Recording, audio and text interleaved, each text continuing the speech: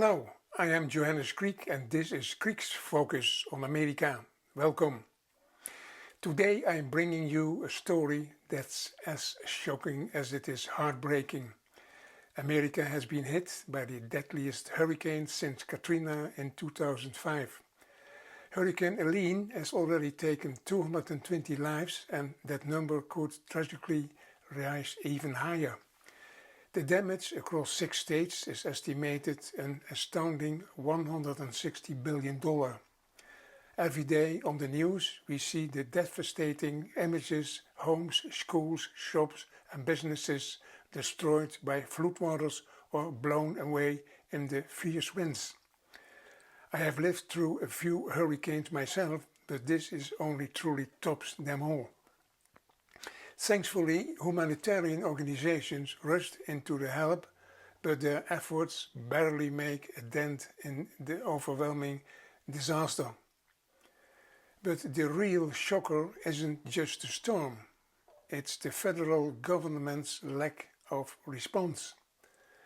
President Joe Biden stayed on vacation at the beach and didn't act until 5 days after the storm hit. Vice President Kamala Harris, meanwhile, was busy fundraising for her campaign in Hollywood, offering no real help until 3 days had passed. You would think FEMA, the Federal Emergency Management Agency, would step up. They are the ones who are supposed to respond immediately in a crisis like this. But the head of FEMA, Secretary of Interior, Alejandro Mayorkas, dropped a bombshell. There is no money for disaster relief, he said. Why? Because $1.5 billion, yes, billion, was spent on housing and providing aid to illegal immigrants. For instance, they are being housed in places like the Roosevelt Hotel in New York City, where a room normally costs $1,000 a night. Meanwhile, Americans who have lost everything are left waiting for help.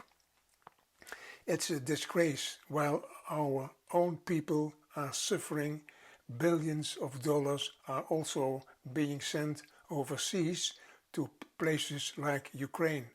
And as tensions flare in the Middle East after Iran's attacks to Israel, the Biden-Harris administration is again missing in action. In short, the country is in chaos. Biden and Harris have failed the American people on every level. But soon, on November 5th, Americans will have the chance to make their voices heard and hold these leaders accountable. That wraps up this episode of Kriek's Focus on America, and I am Johannes Kriek, and thank you for joining me today.